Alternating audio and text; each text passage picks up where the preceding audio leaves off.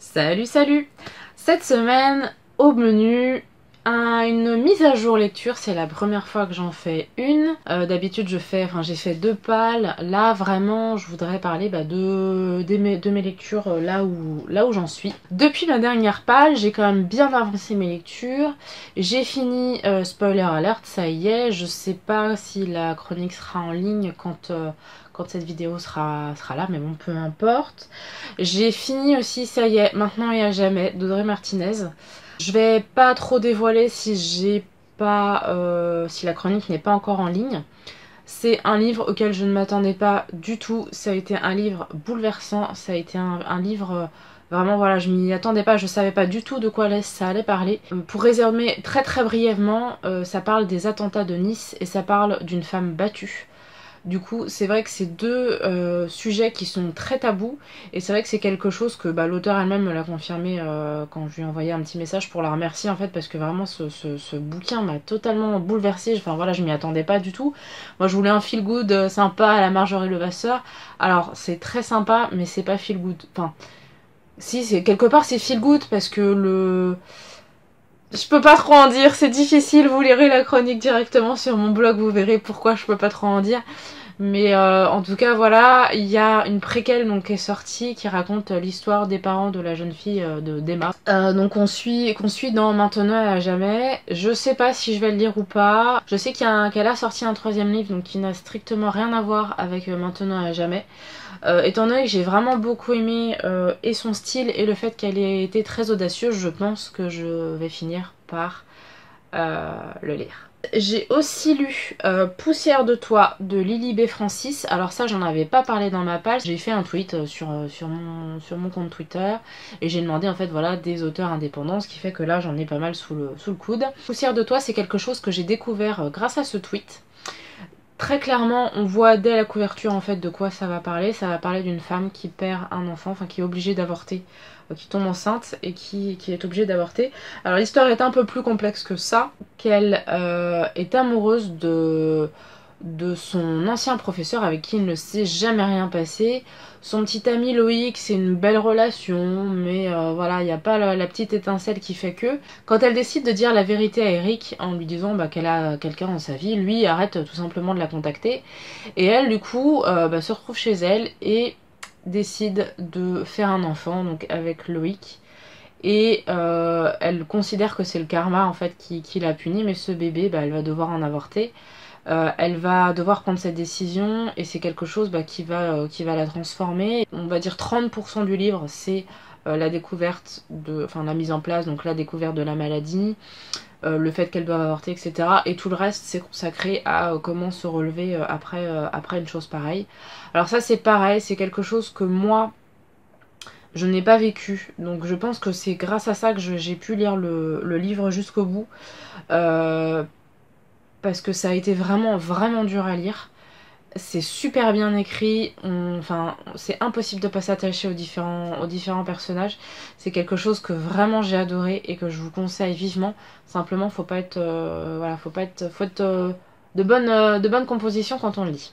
Alors, pour vous parler maintenant de ce que je suis en train de lire, ça n'a strictement rien à voir, je suis en train de lire Sherlock, Lupin et moi, le mystère de la Dame en Noir. Alors, je connaissais pas du tout cette saga, a priori c'est une saga parce qu'il y en a au moins 6. Ça a été écrit par Irène Adler. Alors pour ceux qui ne savent pas du tout, moi mon premier amour s'appelle Arsène Lupin, le second s'appelle Sherlock Holmes. Du coup c'est vrai que j'aime beaucoup l'idée de pouvoir les faire se rencontrer. Alors là, donc c'est écrit par Irène Adler qui est censée être l'amour inconditionnel de Sherlock Holmes. Et en fait c'est Sherlock Holmes, Arsène Lupin et Irène Adler qui se rencontrent quand ils sont jeunes. Ils sont à Saint-Malo. Donc qui n'a rien à voir puisque tous les trois sont... Enfin Sherlock et Irène sont anglais, Arsène Lupin est censé être français et ils arrivent à communiquer, c'est formidable. Je ne sais pas du tout qui a écrit ça et en plus le titre donc c'est le mystère de la Dame en Noir, donc qui fait quand même très clairement référence à Rouletabille, le mystère de la Chambre jaune et le parfum de la Dame en Noir.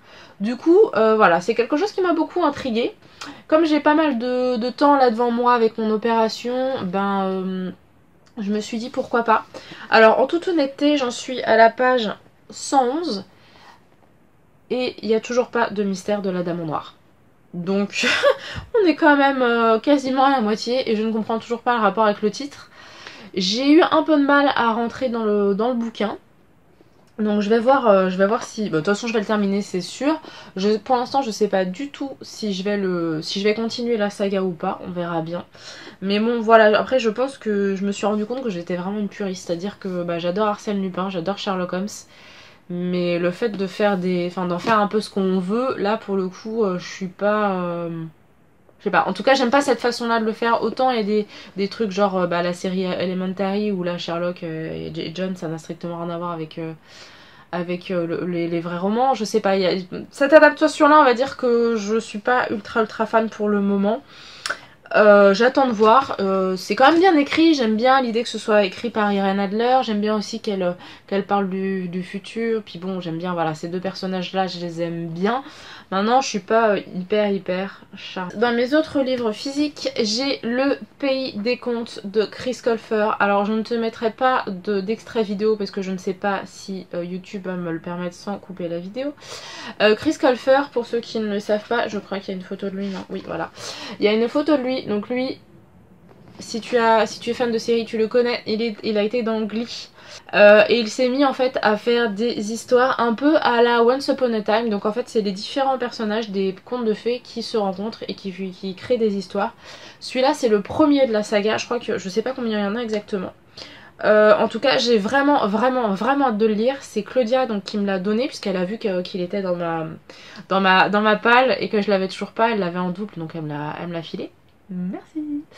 Et j'ai vraiment hâte de le lire. En plus j'adore, les couvertures sont vraiment super belles. C'est un peu épais quand même. Mais j'ai hâte de le découvrir.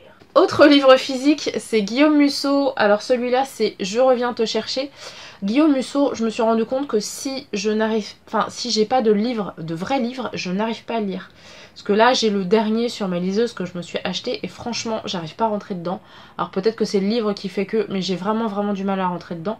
Alors que la dernière fois que j'ai lu un de ces bouquins, enfin les deux dernières fois que j'ai lu c'était des bouquins physiques et je les ai dévorés d'un trait. Du coup je me suis dit bon je vais prendre celui-là et puis le dernier je vais attendre et je vais le reprendre en poche.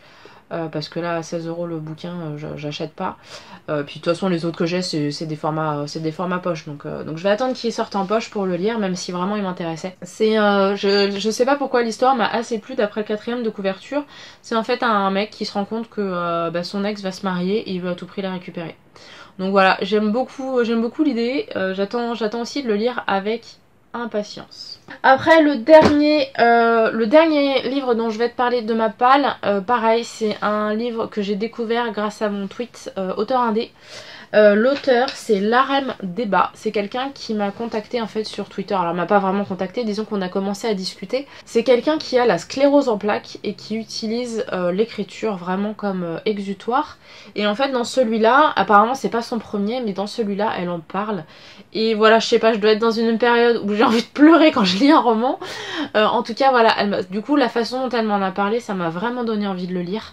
Donc ça s'appelle Et si. A priori d'après ce que j'ai compris, elle est en train d'écrire la suite.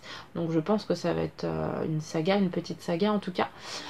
Donc voilà, donc j'ai hâte de pouvoir t'en parler sur le blog parce que vraiment c'est quelque chose que j'attends de lire aussi avec impatience. Voilà, je crois que c'est tout pour le moment. Encore une fois, je t'ai pas parlé de manga. De manière volontaire parce que vraiment j'en avais toute une pile. La solution ce serait peut-être que j'en fasse une vidéo aussi, je sais pas si ça peut vous plaire, surtout n'hésitez pas à laisser des commentaires ou à me contacter sur les différents réseaux sociaux. En parlant de différents réseaux sociaux, tu peux RT, tu peux liker, tu peux commenter, tu peux t'abonner, tu peux faire ce que tu veux. En tout cas on se dit à bientôt. Allez, salut!